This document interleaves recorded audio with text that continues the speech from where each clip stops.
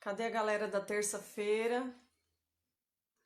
Cadê a nossa turma da terça-feira? Ô, pessoal, cadê os alunos? Já bateu o sino? Vamos começar a nossa aula. Só que hoje não tem chá, hoje não tem crentão, hoje não tem milho verde cozido. Eita glória, cadê o povo? Vamos ver quem chegar primeiro. Quem é que tá Oi. ali? Quem é esse que tá ali? Ah, só aparece a fotinha, eu não consigo ver o nome. Deixa eu olhar aqui. Ari Araújo, meu amigo. Araújo. Chegou primeiro, hein? Podia ganhar um prêmio, hein? Chegar primeiro na aula, glória a Deus. Nós já vamos começar a nossa aula, hein, pessoal? Cadê a turma da terça-feira? Olha lá, já tem mais. Tem mais pessoas chegando aí. Jamile. A Jamile conhece a fotinha ali. O Ari que eu não conhecia, né, a fotinha. Ari é meu amigo. Olha lá, 4 pessoas. Grace, vai dando boa noite aí, Você paz. não sabe jogar bola, né, Ari? Eu ia falar bom dia. Será que eu tô dormindo? Pois é, pessoal. Edivalda? É, né? Oi, Edivalda, Deus abençoe. Olha, hoje nós vamos falar... Já a gente começa, tá? A nossa aula, ela é de 1 hora, toda terça, né? Quando chega o horário certinho, você cuida aí a hora, tá? Conforme der o horário, a gente encerra, mesmo que o assunto não tenha encerrado, tá? Hoje nós vamos falar sobre isso. Coloquei nele a cara feia. A minha cara tá sorrindo, ó. Nós vamos falar sobre isso. Não é 2 caras não, tá, gente? É tristeza e alegria diante das adversidades. É difícil sentir alegria diante das adversidades, né? Ó, nós vamos dar abertura nesse momento, nós vamos fazer uma oração. O meu auxiliar, hoje eu estou com um auxiliar aqui. Um dia nós pedimos para Deus que a gente queria trabalhar juntos, né? E eu, sinceramente, é difícil ver um casal que trabalha tanto junto quanto nós dois, né? E hoje ele tá aqui de meu auxiliar.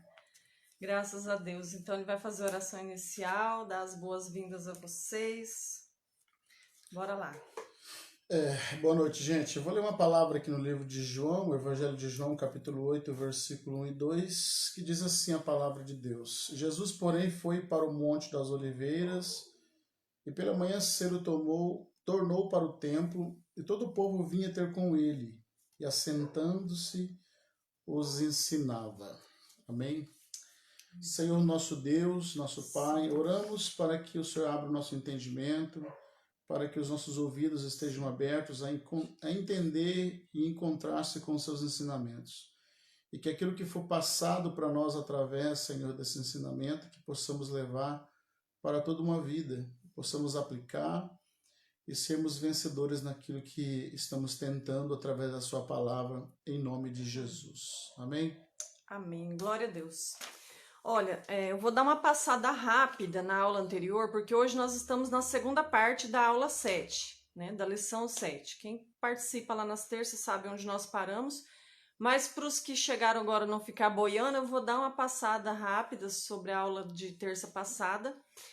E eu peço para vocês não ficarem comentando coisas que não seja referente à aula, porque senão atrapalha, senão fica muitos comentários.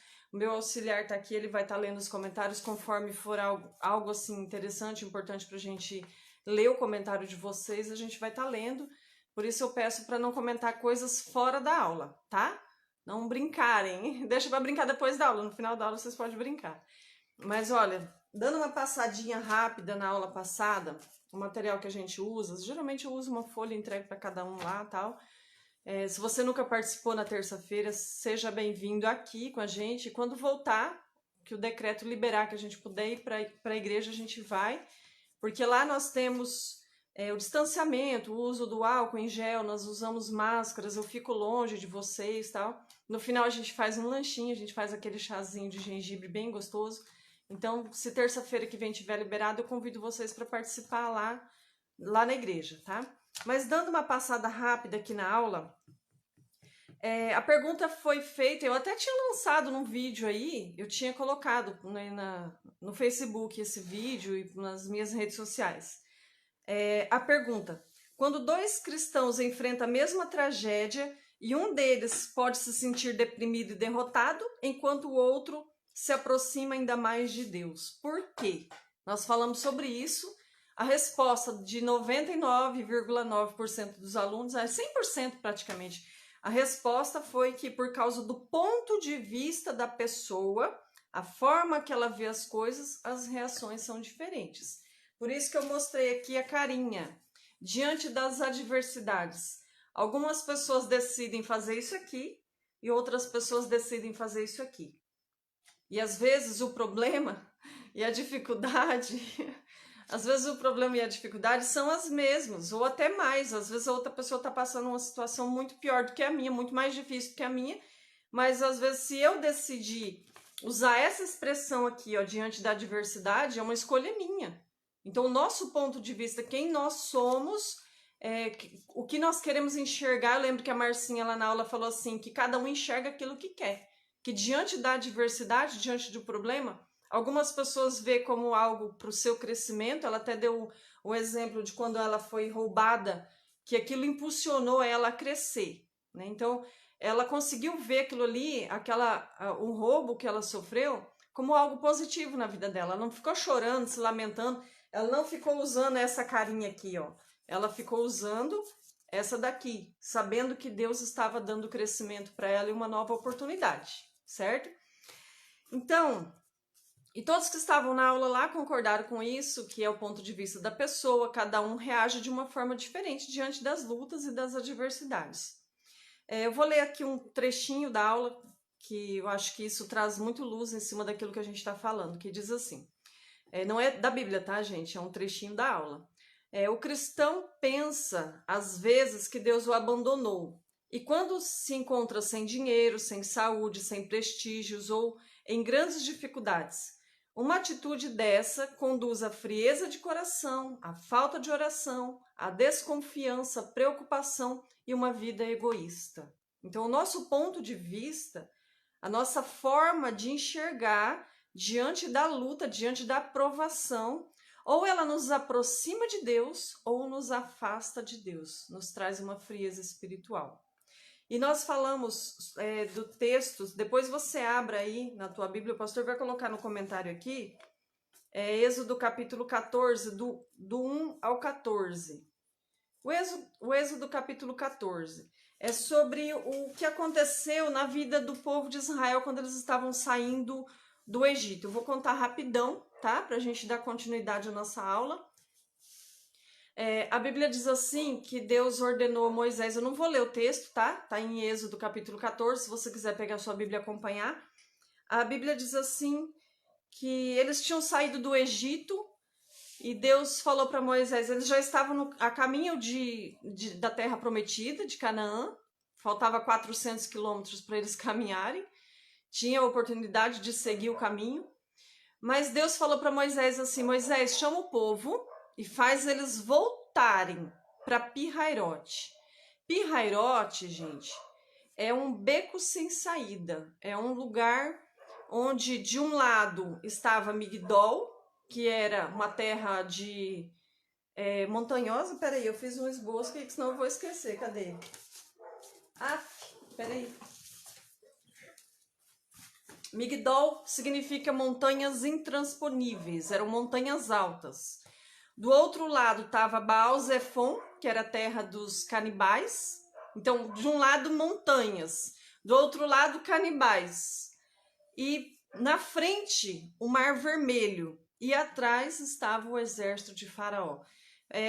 Quando Deus ele encaminhou eles ali para esse beco sem saída, para Pi-Hairote, de um lado as montanhas, do outro lado os povos canibais, eles não tinham para onde ir. Era um vale, era um lugar onde eles não tinham saída, né? E na frente era o Mar Vermelho. Quando Deus falou para Moisés, leva o povo para lá, leva o povo para esse beco sem saída, gente, é difícil. Quantas vezes Deus nos colocou dentro de Pi-Hairote? Quantas vezes Deus nos colocou dentro desse beco sem saída, né? E nós falamos sobre a reação do povo diante disso. Deus tinha um propósito, Deus fez um plano, e Deus falou para Moisés assim, leva o povo para lá, porque eu vou endurecer o coração do faraó para perseguir vocês.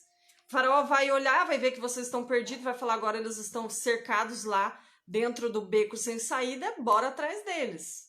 Esse era o plano de Deus, a estratégia de Deus. E às vezes a gente não entende a estratégia de Deus, a gente acha muito confuso, porque o plano de Deus é muito absurdo, muito louco, né? E quando Moisés fala para o povo obedece. Mas eles questionam, eles começam a falar assim, quando eles chegam em Pi-Hairote, que eles olham para trás, o exército de Faraó vem vindo atrás deles, eles olham para frente, tá o Mar Vermelho, eles olham para o lado, tá as montanhas, eles olham para o outro lado, tá os povos canibais, eles falam, a gente não tem saída, nós estamos no beco sem saída. E eles começam a reclamar, a murmurar, eles começam a fazer isso aqui, ó.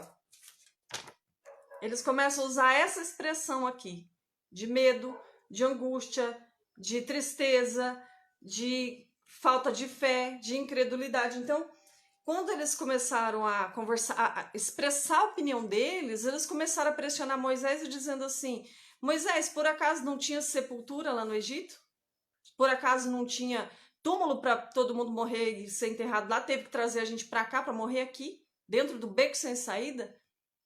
Então, a reação do povo. Olha, nós falamos na aula passada sobre o ponto de vista de Deus, nós falamos sobre o ponto de vista do povo, que foi um ponto de vista de medo, de angústia.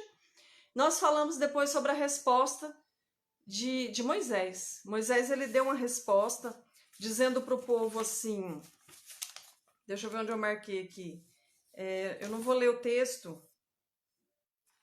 Ah, onde eu marquei, que lindo, né? É melhor ler na Bíblia mesmo, porque eu não sei onde eu marquei. Vamos lá.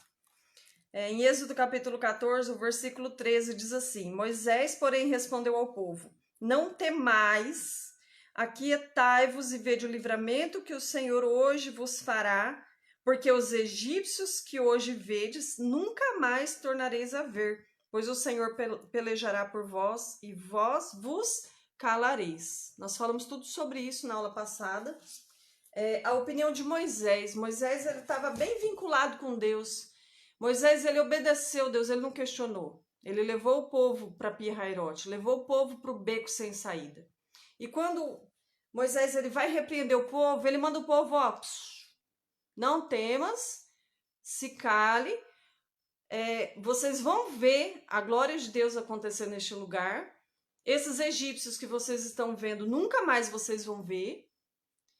Deus pelejará por vós. Então foi promessas, foi bênçãos. Moisés, enquanto o povo, cadê minhas carinhas aqui? Enquanto o povo estava usando essa expressão aqui, Moisés estava com essa expressão, dizendo, meu povo, vocês têm uma experiência para viver com Deus. Aí depois lá no finalzinho a gente vê tudo o acontecimento de o mar se abrir, Moisés tocar nas águas, o mar se abrir, o povo entrar dentro do mar em terra seca, né, pisando sem se molhar, e quando eles terminam de sair do mar, todo o exército de Faraó tinha entrado no mar e as águas se fecharam e realmente todo aquele exército morreu, sucumbiu ali naquele mar. Isso foi um milagre, uma experiência tremenda que o povo de Israel passou. Tá? Nós temos alguns comentários aí.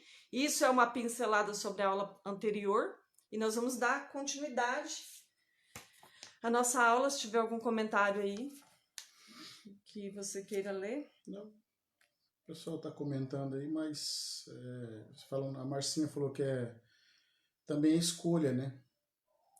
É escolha fazer gestos faciais, né, diante dos becos sem saída, é uma escolha. É verdade. Na pergunta número 1, nós falamos sobre a letra A e a B. Eu não lembro se foi falado bem certinho. Geralmente na aula lá a gente dá uma pincelada novamente. Como reagir os israelitas ao perigo aparente? Nós falamos sobre isso. Eles ficaram com medo, perguntaram para Moisés se não tinha sepulturas no Egito, né? Letra B. Observe como Moisés reagiu. O que Moisés ordenou que o povo fizesse? Aí nós já falamos sobre isso. Não temais, aquietai-vos. Gente, ele falou aquietai-vos, depois ele mandou ficar quieto de novo, vós vos calareis. Ele mandou 2 vezes ficar quieto. Por que será, né? Que ele mandou duas vezes ficar quieto. Veja o livramento, nunca mais vocês vão ver esses egípcios. Deus pelejará por vós, mas aquietai-vos, calai-vos. E às vezes é difícil, né? Como é a tua reação diante da dificuldade? Será que a tua reação está sendo igualzinho do povo hebreu saindo lá do Egito? Como é? Às vezes a gente reclama, né? A gente fala, meu Deus, o Senhor trouxe eu aqui, vou morrer, acabou. É interessante que hoje eu li um negócio que não tinha sido falado na aula passada. Quando nós olhamos à nossa volta, parece que estamos cercados, que não há portas. Diante do mar, de um lado montanhas, do outro lado povos canibais, atrás do exército de Faraó. A gente não vê portas, a gente não vê oportunidades. E fica o quê? Fica o céu sobre a nossa cabeça. E quando a gente olha para cima, é uma porta que se abre. Nós podemos abrir essa porta, que é a porta do céu. Quando o céu se abre, o mar vermelho também se abre. E Deus, ele mata afogado todos os nossos inimigos. Eu acho que a porta mais difícil de se abrir, muitas vezes, é o céu. Muitas vezes nós não olhamos para cima, não olhamos para o céu, não buscamos, não clamamos. E essa é a porta que pode abrir na nossa vida. Olhando para essa história aí que foi falada no Êxodo capítulo 14, a gente pode analisar aqui 2 pontos, olhando para Moisés e olhando para o povo. Quem somos nós diante do beco sem saída? Né? O povo temeu o beco, ele temeu aquilo que estava diante dos olhos dele. Moisés temeu a Deus. Então isso aí é uma clara e clássica exemplo para mim e para você, para a gente saber como se comportar diante dos becos sem saída. Tem o comportamento do povo aí, tem o comportamento de Moisés. Amém. Olha, a pergunta a letra C, ainda do 1. Quem tem o material em casa e estiver acompanhando, a letra C. A pergunta é assim: você pode mencionar a bênção dessa experiência? Qual foi a experiência que esse povo viveu? Gente, um milagre. Aí eles já tinham visto vários milagres, eles já tinham vivido já lá no Egito vários milagres, as 10 pragas, tudo a forma que Deus tirou eles de lá de dentro. Mas quando eles, gente, ver o mar se abrir, você passar em terra seca, ver todo o seu inimigo morrer dentro do mar, isso é muito tremendo. Eu imagino que é uma experiência assim, ó, inexplicável. E às vezes quando a gente tá lá em Pirrairote, que a gente ainda não viu o mar se abrir, a gente não tem noção do milagre que Deus vai fazer. A gente ainda não tem entendimento de por que Deus pôs a gente ali. Mas depois a gente entende, né? Eu fico imaginando eles lá depois que atravessaram o mar, que a Bíblia diz assim que Miriam pegou os seus instrumentos e começou a tocar e dançar, as mulheres tocavam, dançavam, davam glória a Deus. Gente, que experiência! Quanta coisa você passou na sua vida que você naquela época achou que você ia morrer.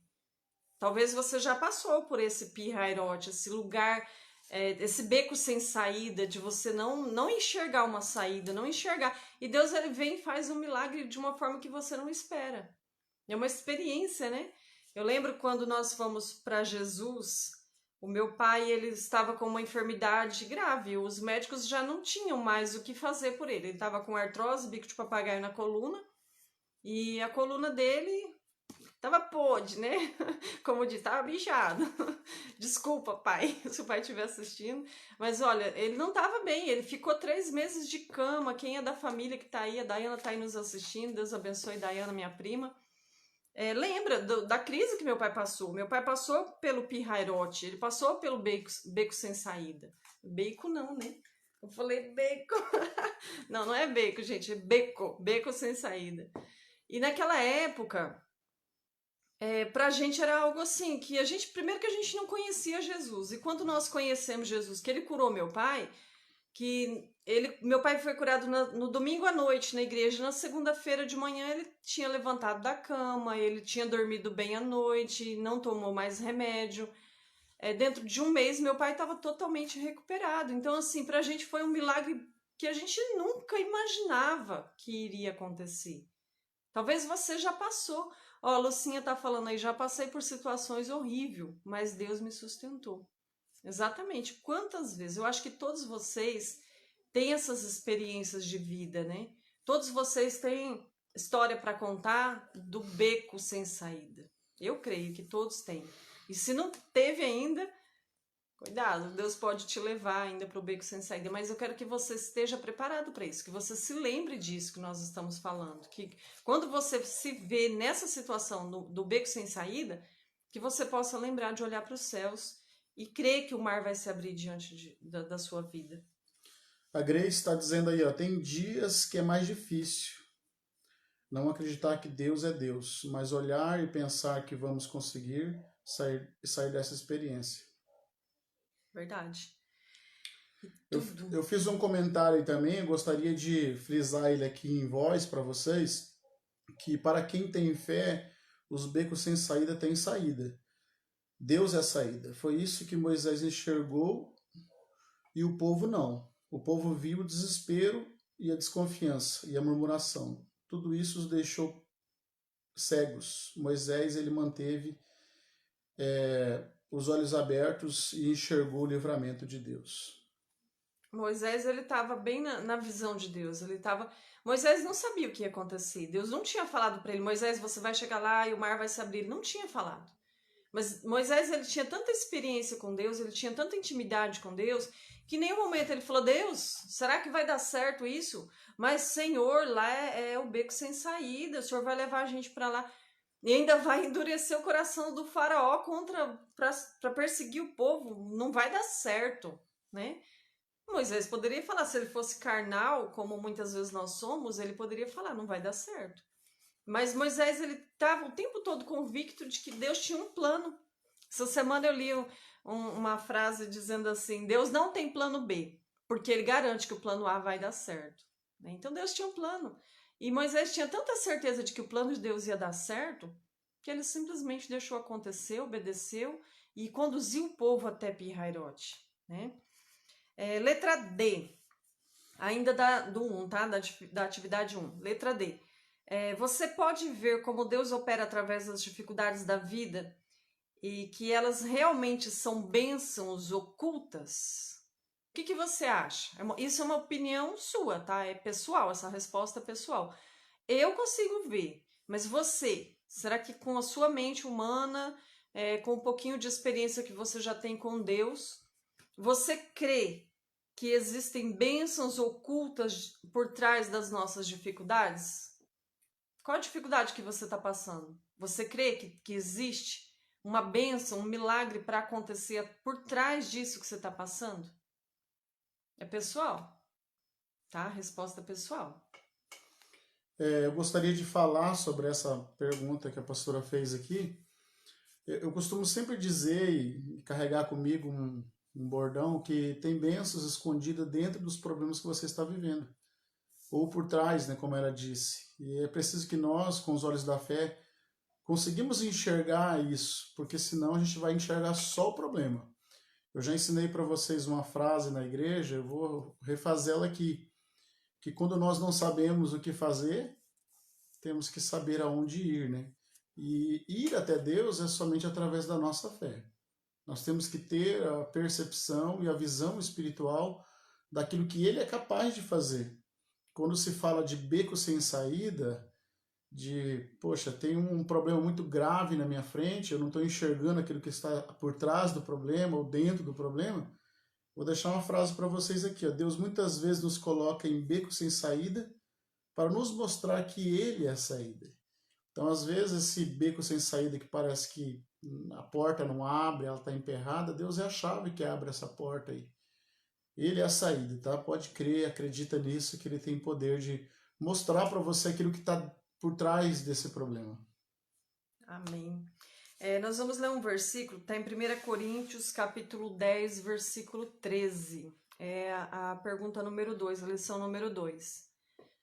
A lição diz assim, mencione 4 coisas que a Bíblia garante que quando somos tentados ou provados. 1 Coríntios 10, 13. O pastor vai abrir aqui para ler para a gente. Lembrando que tentação e provação, gente, são duas coisas diferentes, mas que estão interligadas. A tentação, ela é a proposta que o diabo faz, ela é a oferta, sabe, o prato ali que Satanás oferece para que a gente caia no pecado. Isso é tentação. E a provação, ela é um teste de Deus, é uma prova. Nós estamos sendo testados. Muitas vezes nós somos tentados na hora da provação. Aliás, nós somos provados por Deus na hora da tentação. Então está bem interligado. Não é a mesma coisa, mas está bem interligado. Então a pergunta é: mencione 4 coisas que a Bíblia nos garante quando somos tentados ou provados. Pode ler o versículo. Não veio sobre vós tentação, senão humana, mas fiel é Deus, que não vos deixará tentar acima do que podeis. Antes, com a tentação, dará também o escape, para que possais suportar. Amém? Coloca para eles o versículo, qual que é? 1 Coríntios 10, 13. Então, gente, 4 coisas. 4 coisas.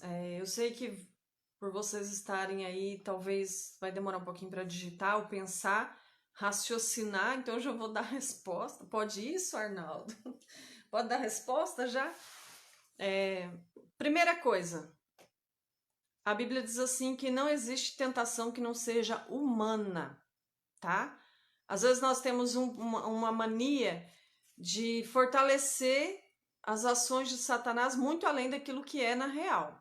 Nós costumamos dizer assim, mas não tem como, o diabo é muito forte, a tentação que ele me deu não tinha como eu suportar.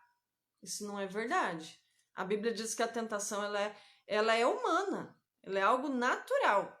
As nossas vontades, a nossa carnalidade, os nossos desejos, as nossas fraquezas, tudo isso é humano.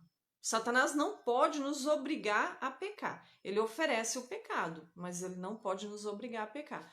E a tentação que vem contra a nossa vida não é algo além. Era do outro mundo, era demônio. O demônio me obrigou a pecar. Não, não existe isso. A Bíblia diz que não existe tentação que não seja humana, certo? Segunda coisa, que Deus é fiel, sabe? Quando nós somos fiéis a Deus no momento da tentação, no momento em que estamos sendo provados, Deus não falha com a parte dele, não.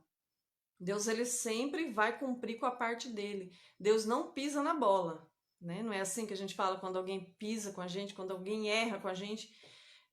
As pessoas falham com a gente. As pessoas, elas prometem, não cumprem. As pessoas, elas não têm muitas vezes vontade de nos ajudar. Só que Deus é fiel. A Bíblia diz que Deus é fiel. Aí, terceira coisa, que a nossa tentação não será maior do que aquilo que a gente pode suportar. Isso é uma promessa de Deus. Então, se nós estamos passando por uma tentação, por uma prova, dentro da prova, ou dentro da tentação, que está bem interligado aí, geralmente você vai descobrir, você pode ver que dentro de uma prova, você vai ser tentado a pecar. Você vai ser tentado a murmurar, vai ser tentado a reclamar, vai ser tentado a perguntar cadê Deus? Você vai ser tentado a perguntar, não tinha sepultura no Egito, por que Deus me trouxe aqui para morrer aqui? Às vezes a gente vê pessoas falando assim, olha, eu me batizei, estou na igreja, estou servindo a Deus, e parece que Deus não cuida de mim. Então talvez você vai sentir a tentação de reclamar, de falar, de murmurar, de mostrar a cara feia, entende? Só que nós não somos obrigados a fazer isso. E a Bíblia diz assim que nenhuma tentação vai ser maior do que as nossas forças. Quando a gente é fraco, que a gente peca, é porque nós baixamos a guarda, é porque nós escolhemos pecar. Porque a promessa, esse versículo de 1 Coríntios 10, 13, nos dá uma promessa de que a tentação ela nunca vai ser maior do que aquilo que a gente pode suportar. Então, quando você estiver passando por um problema, pensa assim, eu estou passando por isso, Deus sabe que eu posso suportar. Porque às vezes a gente não conhece a nossa força, né? Quantas vezes nós pensamos assim, meu Deus, eu não vou conseguir suportar, né? Às vezes a gente imagina situações, a gente imagina um problema. Só de imaginar a gente pensa, eu não vou suportar. Para quem é mãe, talvez pensa assim, se eu perder um filho, eu acho que eu morro, né? E quando acontece? E quando a mãe perde mesmo esse filho, a gente pensa assim, eu nunca passei por isso, mas eu imagino que a mãe pensa assim, eu não vou suportar, não vou conseguir viver mais, não vou conseguir viver esse problema.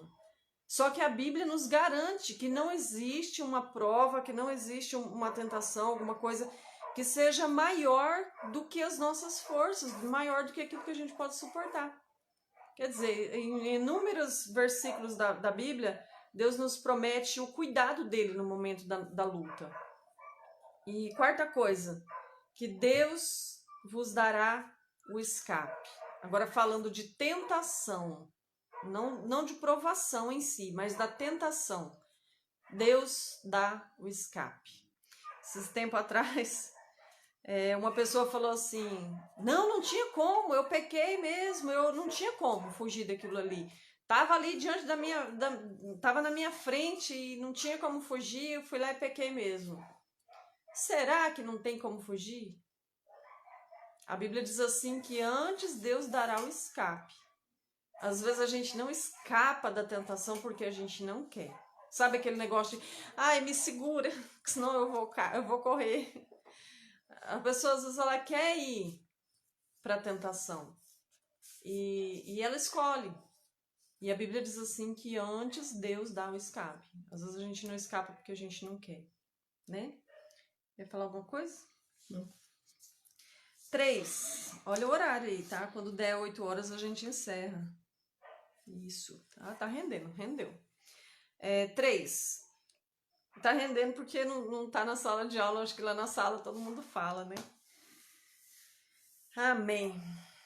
3. O que a Bíblia declara a respeito de todas as coisas que acontecem? Romanos 8, 28. Gente, eu amo esse versículo. Eu amo. Não que os outros eu não amo, né? O que a Bíblia declara a respeito de todas as coisas que acontecem. Acho que você já se ligou aí qual que é o versículo, né? Romanos 8, 28. Pode ler. E sabemos que todas as coisas contribuem juntamente para o bem daqueles que amam a Deus, daqueles que são chamados segundo o seu propósito. Amém? Gente, nesse versículo eu tenho duas coisas para falar. Primeiro, todas as coisas concorrem para o bem daqueles que amam a Deus, certo? Vamos voltar lá na história do povo saindo do Egito.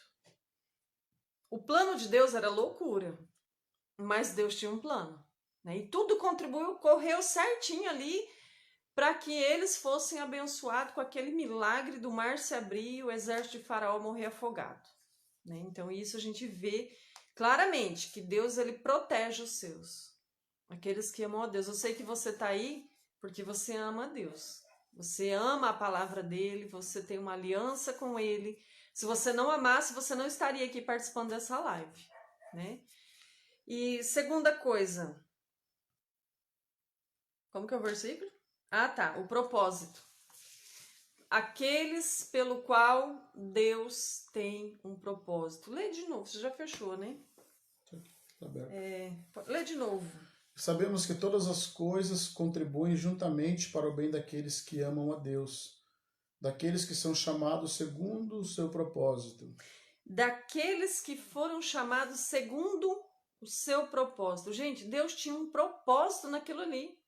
E a gente não entende. Quando Deus fala assim para Moisés, leva o povo para Pi-Hairote que eu vou endurecer o coração do faraó. E Deus tinha um propósito, Deus tinha um plano. E o povo não entendia. Então eu vejo esse versículo como uma promessa, sabe? Para todos nós que fomos chamados segundo o propósito. Deus tem um propósito. Deus tem um propósito na sua vida. Deus tem um propósito nessa luta que você está vivendo. Deus tem um propósito nesse beco sem saída que você está passando. Creia nisso. Toma posse desse versículo. Fala, Deus, eu sou chamado segundo o propósito do Senhor. Que cumpra na minha vida o seu propósito. Não é fácil a gente falar isso para Deus, porque às vezes a gente tem medo do propósito de Deus, né?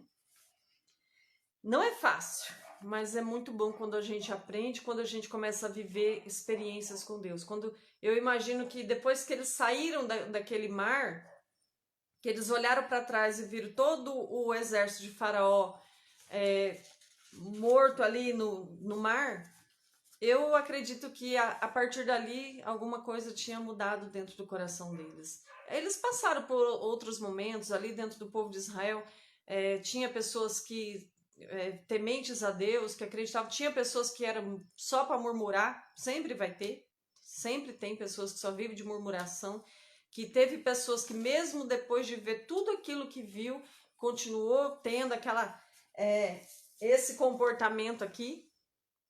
Teve muitas pessoas que mesmo depois de tudo que viu. Só que eu acredito que muitas pessoas, a partir daquele momento, passaram a enxergar as lutas assim, ó. A pensar assim, mas nós experimentamos um milagre. Deus fez coisas tremendas na nossa vida. Não vai ser agora a falta de água, não vai ser a falta de comida, não vai ser a falta de abrigo. Deus, ele proveu tudo para aquele povo no deserto. Mas a cada passo que eles davam era um novo desafio. A cada passo que eles, a cada trecho que eles caminhavam, vinha uma dificuldade nova. Só que as experiências impulsionam a gente a crescer. Aquilo que nós vivemos das experiências com Deus, isso faz muito bem, porque nos dá uma maturidade, né? O problema é que tem aquelas pessoas no meio do povo de Israel que viu as 10 pragas, que viu a abertura do Mar Vermelho, que viu a morte dos inimigos, e que quando chegou no deserto reclamou porque não tinha água. Que depois reclamou porque não tinha comida, depois reclamou porque estava enjoado de comer pão, comer maná, depois reclamou de tudo. Tinha pessoas que reclamavam de tudo. Tem pessoas que mesmo experimentando milagres continuam vivendo, murmurando. E esse é o tema principal da nossa aula, dessa aula 7. O assunto é atitude. Eu nem tinha falado, né? Eu nem tinha comentado. Eu acho que fica invertido aí para vocês a lição 7. Mas o tema dessa aula 7 é atitude. Como que é a nossa atitude diante das adversidades? Como que é a sua atitude, como que é a atitude do seu irmão diante das adversidades? Então nós temos que ver que mesmo depois de tudo isso, ainda teve pessoas que continuou reclamando e murmurando. A pergunta é, quem é você diante da adversidade? Quem é você na hora do problema? Qual é a cara que você faz? A cara que eu digo não é só isso aqui, a expressão facial, mas é o comportamento, personalidade, o que você crê, o que você acredita. Quem é você na hora da adversidade? É uma pergunta difícil, né? É fácil a gente analisar outra pessoa na hora da adversidade, falar, fulano não tem fé. Só que, e eu? Quem seria eu no momento dessa luta, dessa adversidade, né? Pode falar. Fiz um comentário aí, também quero deixar aqui em expressão verbal para vocês, que a pastora falou sobre atitude aqui, né? Sobre a expressão facial. E imagina quantas caras e bocas Moisés deve ter visto ali, né? Imagina quantos rostinhos ali fazendo cara de reprovação para ele, dizendo que ele errou em voltar até Pi-Hahirote. Eu fiz um comentário dizendo assim, ó, olhando para Moisés e para o povo, conseguimos enxergar o tipo de atitude que Deus espera de nós, quando nos coloca diante de um beco sem saída. Então, cuidado para você não demonstrar no espelho do céu que a tua expressão facial ela está reprovando o que Deus ele fez. O versículo anterior que nós lemos foi que Deus ele faz tudo com um propósito. Há um propósito de Deus te colocar aí. Talvez essa dor, essa angústia, esse medo, esse problema que você está passando é para o seu crescimento. É para te dar um testemunho. A pastora falou de algo que aconteceu depois de Pi-Hahirote, né? Depois de Migdol, depois do mar. Então tem algo depois dessa luta que você está passando, desse problema e desse beco sem saída, tem algo a acontecer. Então faça aquilo que Jesus fez, não faça demonstração de careta, não faça demonstração de que chupou limão, de que não está legal, que tem pessoas que elas fazem questão de demonstrar para os outros que não está bem, através das suas expressões faciais, querendo que os outros tenham dó deles. Você não precisa disso. Toma uma atitude e fala para Deus que você continua crendo, mesmo estando diante de um beco sem saída, você sabe que Ele tem o controle de tudo na mão dele, e que o propósito ainda continua. Amém. Tem uns comentários aí, ó. Uma pessoa colocou, eu aprendi com os desafios. A Lucinha. Eu aprendi com os desafios da vida a tão somente crer, daí sofri bem menos. Quando a gente crê, a gente sofre menos mesmo. Bem isso, Lucinha. Bem isso mesmo, né? 4. Pergunta 4. Romanos 5, do 3 ao 5. Abre lá. Romanos 5, versículo 3, do 3 ao 5. A pergunta é: qual deve ser a nossa atitude na tribulação? A palavra diz aí, não somente isto, mas também nos gloriamos nas tribulações, sabendo que a tribulação produz paciência, e a paciência a experiência, e a experiência a esperança. E a esperança não traz confusão, porque o amor de Deus está derramado em nossos corações pelo Espírito Santo que nos foi dado. Amém. Nos gloriemos. Gente, eu tinha que estar com a minha Bíblia aberta aqui para ir acompanhando. E quer falar sobre isso? Pode falar. Então, quando a palavra de Deus ela fala a respeito de aquilo que a tribulação vai produzir em nós, Deus está falando sobre o propósito. Deus ele só vai querer produzir ou construir algo em nós quando ele não encontrar em nós. E às vezes ele vai precisar forjar a gente alguns fogos da vida. Então ele sabe qual tipo de luta e prova que ele deve colocar você, eu ou os demais. Porque, segundo a Bíblia aqui, ó, a palavra diz assim que devemos nos gloriar na tribulação. Porque a tribulação ela vai produzir em nós, primeiro, paciência. Isso falta muito para as pessoas, né? Ter aquela paciência de saber que Deus está no comando, que está no controle, de que Ele tem o propósito da causa na mão dele. Então, tem essa paciência de saber que Deus é quem ainda governa todas as coisas, que a minha vida e a tua vida tem um dono, que nós temos alguém que está no comando da nossa geração. Aí quando fala sobre a paciência, ela produzir experiência, Deus ele quer dar um testemunho para você, ele quer que lá do outro lado do beco sem saída você tenha uma experiência com ele, para que você possa fortalecer a fé daqueles que ainda vão enfrentar beco sem saída. A tua paciência ela vai produzir uma experiência na tua caminhada. E aí depois da paciência vem a experiência e depois a esperança. Por que esperança? Porque Deus ele quer que você consiga ainda enxergar para os outros ou para você mesmo coisas que você ainda não enxergou. A esperança é você conseguir enxergar aquilo que você ainda não consegue ver com seus olhos da sua carne, mas você acreditar que Deus está no comando e que Ele vai te levar a lugares muito maravilhosos. E a Bíblia diz assim, ó, que a esperança ela não traz confusão, tá? Quando você tem esperança em Deus, nisso que Deus está te levando, não é a confusão, não é simplesmente uma força de mente, mas é algo que você sabe que está na palavra. É o poder da fé. Deus abençoe. Amém. A pergunta é: qual deve ser a nossa atitude na tribulação?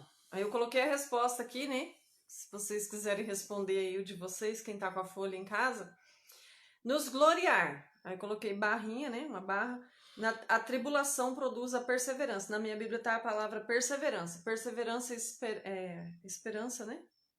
A primeira palavra produz paciência. Ali na versão dele tá paciência. Na minha tá perseverança, que tem o mesmo significado, né? Perseverar. Nos gloriar na tribulação. É fácil nos gloriar na tribulação? É fácil dar glória a Deus na hora da luta? É fácil dar graças a Deus? A Bíblia diz em tudo dar graças, né? E na hora da tribulação, a gente se gloriar naquilo ali, agradecer a Deus pela tribulação, não é fácil, não. É mais fácil reclamar. É mais fácil murmurar, é mais fácil blasfemar, é mais fácil questionar Deus, perguntar por quê. Mas nós precisamos aprender a perguntar para Deus o pra quê. Né, Nilma? A Nilma que sempre fala isso, que o marido dela ensinou isso para ela. O Carlos falou para Nilma assim: Nilma, não pergunta para Deus o porquê da tribulação, pergunta para Deus o pra quê, porque Deus tem um propósito. Qual é o propósito? E a gente se gloriar na tribulação e crer que é porque Deus vai fazer um milagre, que é porque nós vamos adquirir experiência, nós vamos adquirir maturidade, crescimento espiritual, intimidade com Deus. A gente não pensa dessa forma. É difícil. Quando a gente começa a entender e a gente dá glória a Deus na hora da tribulação, aí é outro nível, né? Mas esse nível é difícil. Dar glória na hora da tribulação, nos gloriar, agradecer a Deus pela tribulação não é fácil, não. A Márcia Matos, ela tá falando aí, ó, não tem como ter experiência sem passar pelo deserto. Passar pelo deserto nos ensina a ver e obedecer o propósito de Deus. Esperar em Deus é difícil, mas necessário. É. Ó, em Tiago, capítulo 1, versículo 3, também diz a mesma coisa. Quais são os resultados da nossa tribulação, né? Da tribulação. A questão 5, tá? Quem está acompanhando aí, questão 5. Quais são os resultados? Tiago 1, 3. Sabemos que a prova da vossa fé opera paciência. Amém? A paciência, de novo. Na dele tá paciência, na minha é perseverança, mas é a mesma coisa, o mesmo significado, tá? Então, Tiago também fala que o resultado da tribulação é a paciência.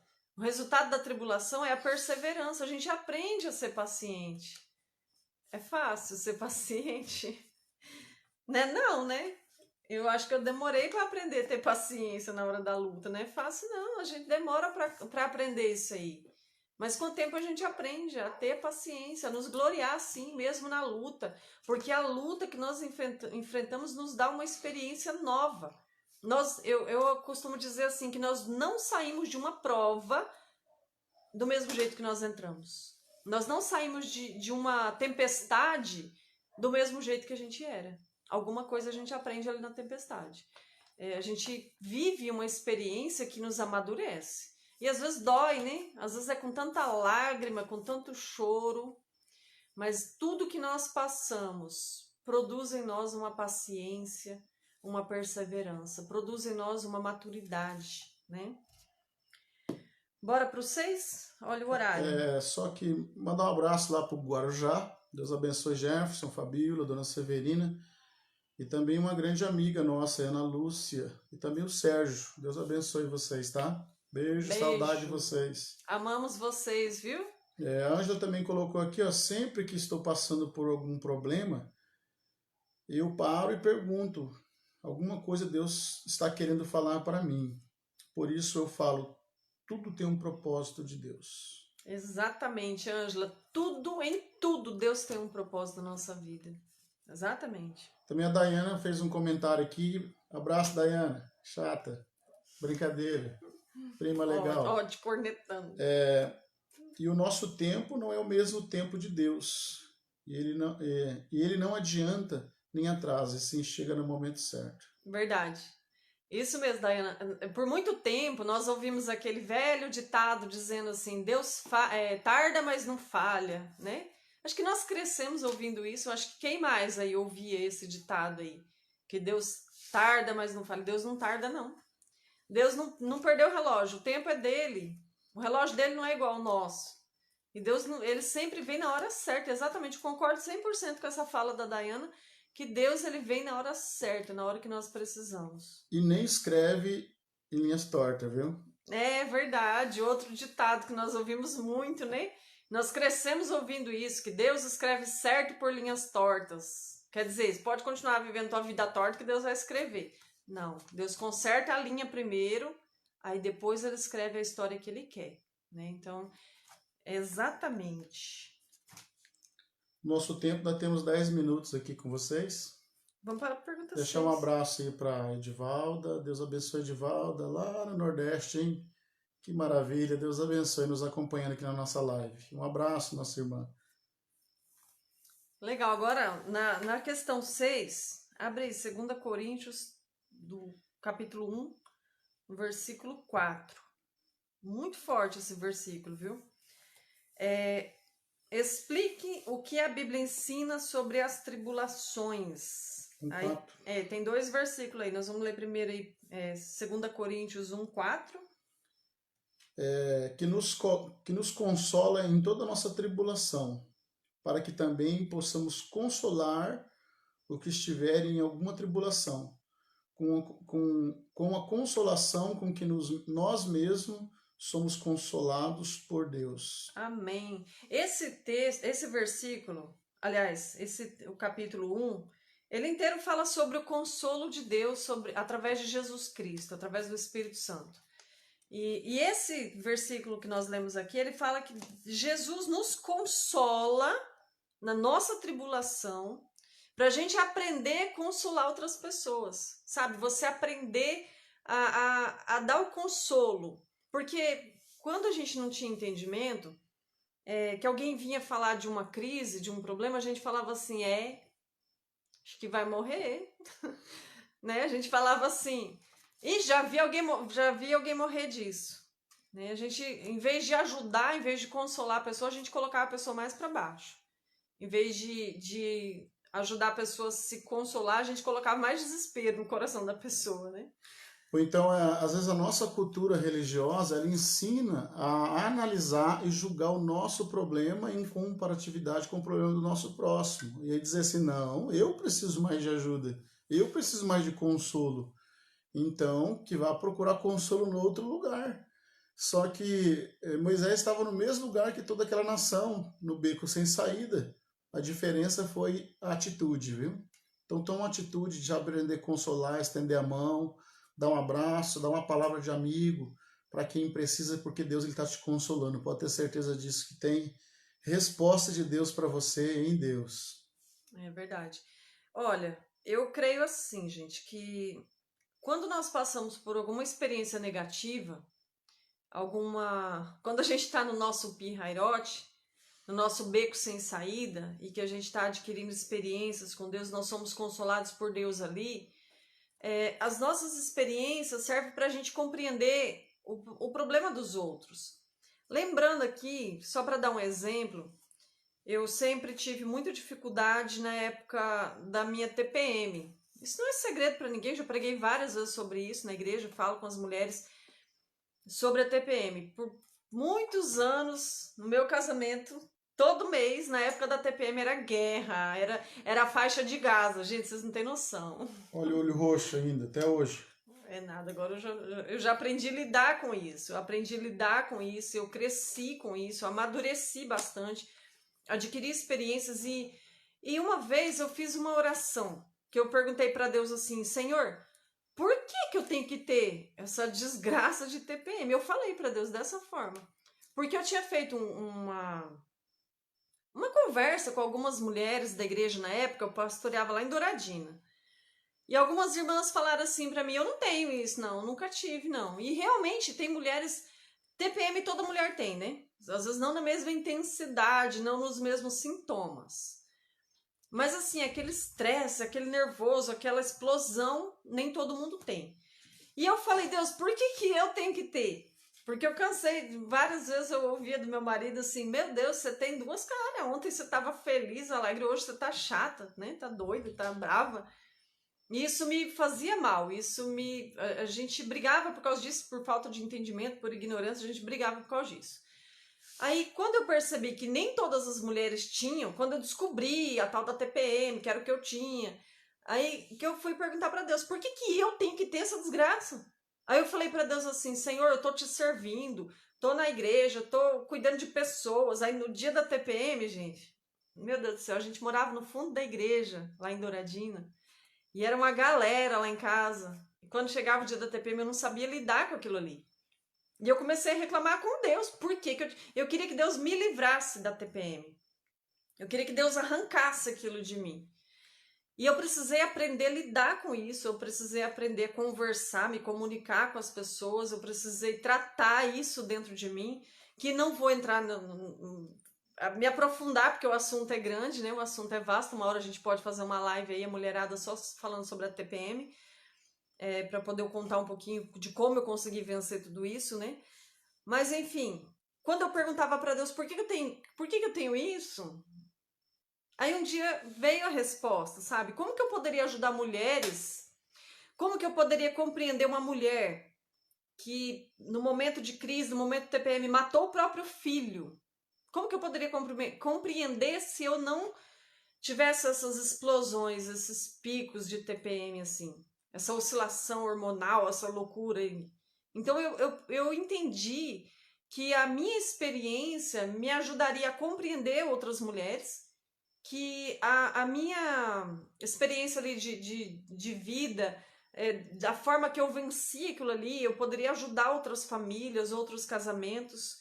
E isso faz toda a diferença. Então, quando você vê esse versículo aí que o pastor leu, agora, esse último versículo, que ele nos consola para que a gente possa consolar outras pessoas, isso é muito real, porque aquilo que a gente vive nos dá um nível de experiência que a gente pode ajudar outras pessoas. Talvez amanhã ou depois você vai encontrar alguém passando por uma tribulação que você está passando, pela mesma coisa que você está passando, e você vai poder dizer para essa pessoa, eu venci.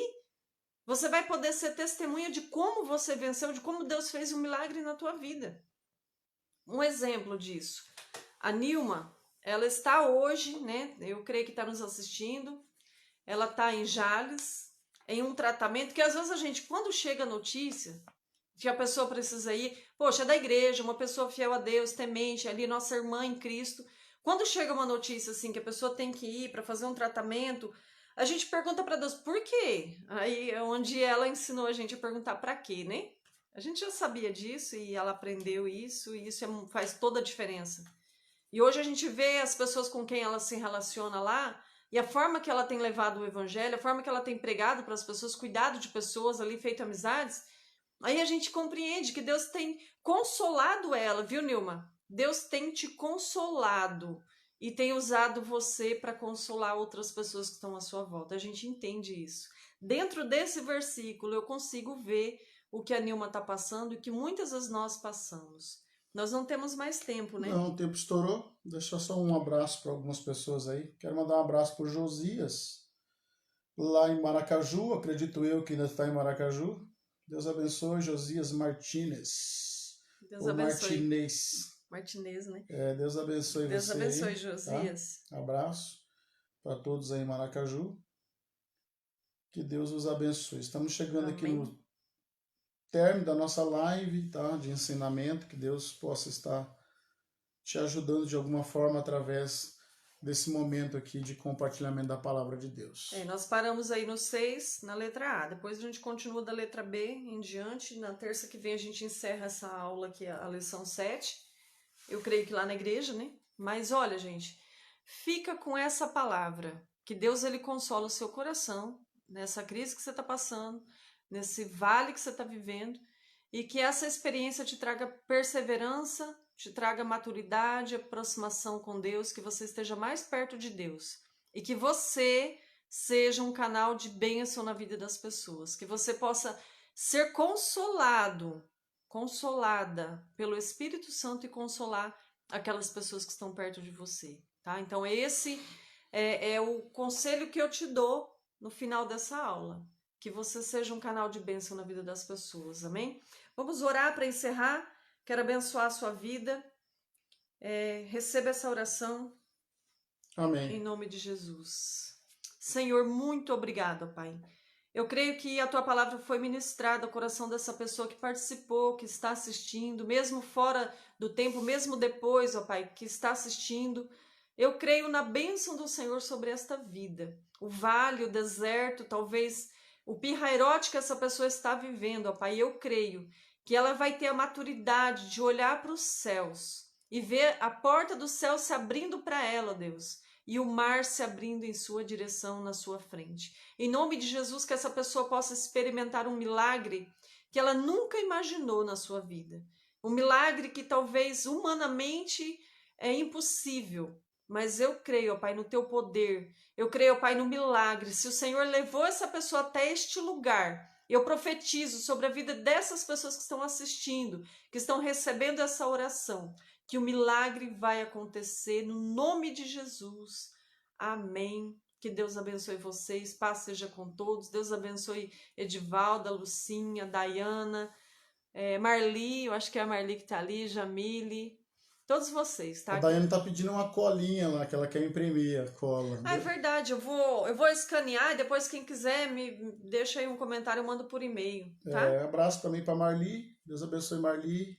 Um abraço, tá chegando aqui conosco. Abraço, Ari, meu amigo. Deus abençoe você também. Em nome de Jesus, a Ângela também pediu. Eu tenho Ela que. também quer. Eu vou escanear as aulas e vou estar mandando para vocês, tá? Vou mandar para a Dayana. A Dayana tá na nossa célula, mesmo morando lá no Goiás, né? Deus abençoe, viu, gente? Paz seja com todos. Bom piqui para você e Dayana no Goiás. Ó, o risco do quadro fica aparecendo ali. E aqui, ó, a lente, o reflexo do óculos. Pega aqui. Da tela do meu óculos. Deus abençoe vocês. Tá? Vou mandar Aparece aqui mandar também. um pix da aula para vocês aí. Ó, aparece também o reflexo aqui da tela aqui no nosso quadro. Gente, Deus abençoe vocês, tá? Paz Amém. seja com todos. Tchau, paz, tchau. Edivalda, Everson, um abraço para vocês todos. Que Deus os abençoe. Amém.